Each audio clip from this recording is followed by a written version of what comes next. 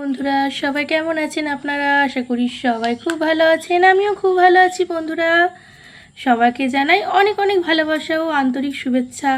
আশা করি আপনাদের জন্য নিয়ে এসেছি একেবারে ঘরোয়া স্বাদের সহজ উপকরণে তৈরি ঠাকুরবাড়ি স্টাইলে আলু পাঁপড়ের ডালনা। অল্প সময়েও খুব সহজ পদ্ধতিতে এই রান্নাটি তৈরি করা যায়, কিন্তু এর স্বাদ এতটাই অসাধারণ যে একবার খেলে বারবার খেতে ইচ্ছা করবে।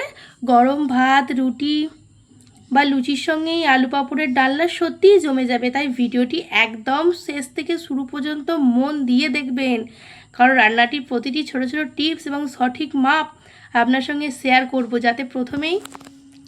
যাতে প্রথমেই রেসিপি নিখুঁতভাবে তৈরি করতে পারেন। যদি আমার রান্না ভালো লাগে তাহলে ভিডিওটিতে লাইক করবেন, আপনার মূল্যবান মতামত কমেন্টে জানাবেন। এমন আরও সহজ সুস্বাদু বাঙালি রেসিপি ভিডিও পেতে চ্যানেলটিকে সাবস্ক্রাইব করতে ভুলবেন না, আর পাশে থাকা বেল আইকনটি অবশ্যই প্রেস করবেন বন্ধুরা। দেখুন বন্ধুরা, চলুন আমি এবার রান্না শুরু করি। তার জন্য দেখুন একটা পাঁপড় নিয়ে নিয়েছি আর মাঝারি সাইজের আলু নিয়েছি বন্ধুরা। চলুন প্রথমে আলুগুলোকে কেটে নিই। বন্ধুরা দেখুন, প্রথমে আলুর খোসাটা সুন্দর করে ছাড়িয়ে নিচ্ছি। দেখুন বন্ধুরা, ছাড়ানো হয়ে গেছে। আমাদের কাছে ছোট আলু আছে, চাইলে আপনাদের কাছে বড় আলু থাকলে বড় আলু দিয়েও করতে পারবেন। তারপর দেখুন এরকম সরু সরু করে কেটে নিচ্ছি। দেখুন সেম এই প্রসেসে কাটবেন।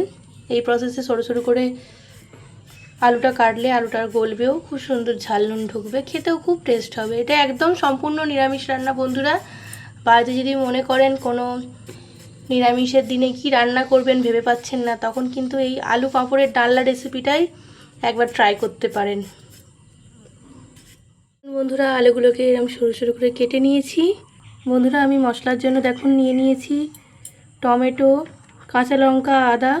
এটাকে ভালো করে মিক্সিতে পেস্ট করে নিয়ে এসে তারপর রান্নাটা শুরু করি। আমার মশলা পেস্ট করে আনা হয়ে গেছে। দেখুন বন্ধুরা, গ্যাস ওভেনে একটা কড়া চাপিয়েছি। কড়াটা গরম হলে আমি এটাতে তেল দেবো। দেখুন বন্ধুরা, আমাদের কড়াটা গরম হয়ে গেছে, এবার তেল দেব। বন্ধুরা দেখুন আমাদের সরষের তেলটা গরম হব হয়ে এসছে। আর অবশ্যই সরষের তেল ব্যবহার করবেন আপনারা। ঠাকুরবাড়ির রান্নায় এটা অত্যন্ত জনপ্রিয় একটি ডিশ, আলু পাঁপড়ের ডালনাটা। চলুন আলুগুলোকে এবার ভেজে নিই এই তেলে দিয়ে। আপনারা যখন ব্যবহার করবেন ঠিক এইভাবেই রান্না করবেন, সুন্দর করে ভেজে নেবেন। বন্ধুরা দেখুন আমাদের আলুটা কত সুন্দর ভাজা হয়েছে। এবার এটাকে একটা প্লেটে তুলে রেখে দেব। আপনারাও ঠিক এইভাবেই লাল লাল করে ভেজে নেবেন। দেখুন মানে তেল ঝরিয়ে দিয়ে তুলে রাখছি। তারপরে এই কড়াটাতেই যে তেল আছে এটাতে আমরা পাঁপড় ভেজে নেব। বন্ধুরা দেখুন কত সুন্দর দেখতে লাগছে আলু ভাজাটাকে। চলুন এবার আমি পাঁপড়গুলো ভেজে নিই। বন্ধুরা দেখুন পাঁপড়গুলোকে ঠিক এভাবে ভেজে নিচ্ছি। আমার কাছে ছোটো পাঁপড় আছে তাই আমি গোটা গোটা করছি। আপনাদের কাছে যদি বড় পাঁপড় থাকে আপনারা অবশ্যই ফোল্ড করে কেটে ভেজে নেবেন। হ্যাঁ বন্ধুরা দেখুন আলু ভাজার সঙ্গে পাঁপড়গুলোকেও সেম প্লেটে আমি তুলে রেখে দিচ্ছি। চলুন এবার ফোড়নে কি মশলা ইউজ করব আপনাদের দেখিয়ে। দেখুন বন্ধুরা আমাদের সব পাঁপড় ভাজা হয়ে গেছে। আর এদিকে আমি নিয়ে নিয়েছি ফোড়নের জন্য গোটা জিরে, শুকনো লঙ্কা, আর নিয়েছি লবঙ্গ, দারচিনি, এলাচ, তেজপাতা। চলুন এটা ফোড়নে দিয়ে দিই। বন্ধুরা আমাদের তেল আগে থাকতেই গরম ছিল। দেখুন ফোড়নটা দিয়ে দিয়েছি, একটু নাড়াচাড়া করে আগে থাকতেই বেটে রাখা কাঁচা লঙ্কা, আদা, টমেটোর পেস্টটা এবার এর মধ্যে আমরা অ্যাড করে দেব। এই দেখুন আগে থাকতে যে পেস্ট করা মশলাটা ছিল সেটা এবার দিয়ে দেব। দেখুন বন্ধুরা দিলাম, আর একটু জল অ্যাড করে দিই। তেলটা খুব সুন্দর বেরোচ্ছে, একটু জল অ্যাড করব। বন্ধুরা জল অ্যাড করলাম, সুন্দর করে নেড়ে চেড়ে নিচ্ছি। এর সঙ্গে আমি এবার দিয়ে দেব, প্রথমেই দিয়ে দেব পরিমাণ মতো হলুদ গুঁড়ো দিয়ে দিলাম বন্ধুরা। তারপর দিয়ে দেব পরিমাণ মতো নুন। তারপর দিয়ে দেব একটু পরিমাণ মতো জিরে গুঁড়ো। দেখুন একদম সব পরিমাণ মতো, আপনাদের যতটা রান্না করবেন সেরকম। আর সব শেষে দিয়ে দেব লঙ্কা গুঁড়ো। লঙ্কা গুঁড়োটা তো একদমই পরিমাণ মতো দিতে হবে, কারণ ঝাল সবাইকার বাড়িতে অনেকে কম খান অনেকে বেশি খান। দেখুন একদম আমি অল্প দিয়েছি, পরে লাগলে আমি আবার দিচ্ছি। চলুন মশলাটাকে সুন্দর করে কষিয়ে নিই বন্ধুরা।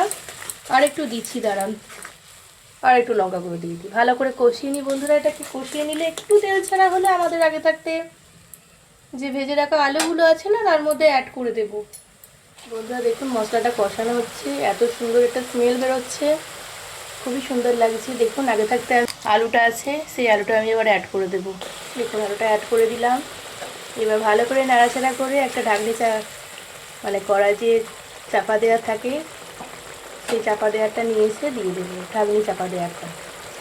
দেখুন বন্ধুরা, ঢাকনিটা চাপা দিয়ে দিয়েছি।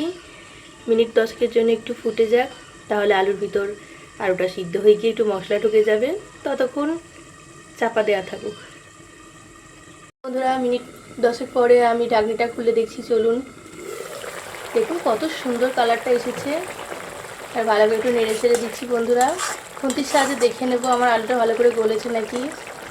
দেখুন আলুটা কত সুন্দর গলেছে বন্ধুরা।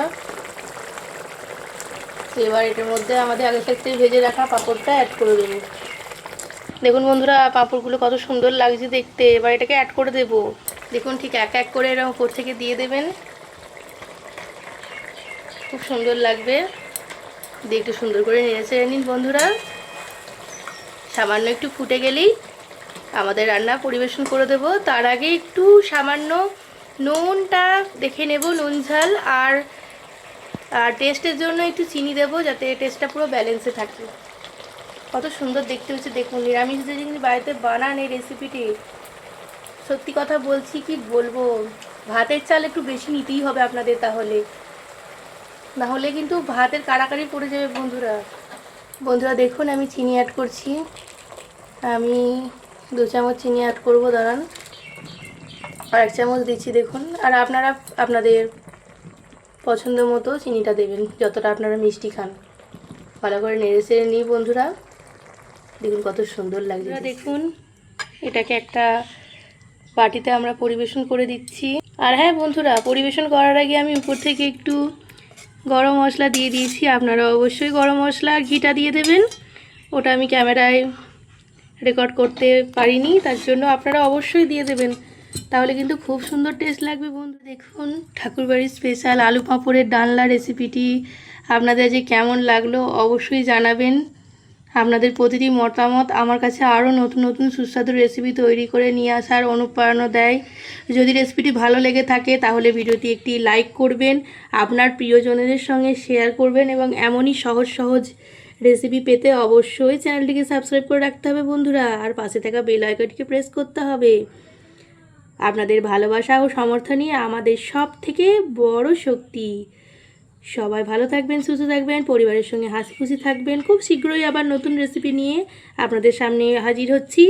তার আগে দেখুন বন্ধুরা আমার রেসিপিটা কত সুন্দর হয়েছে, কত সুন্দর কালার টেক্সচার হয়েছে, খেতেও নিশ্চয়ই খুব ভালো হয়েছে।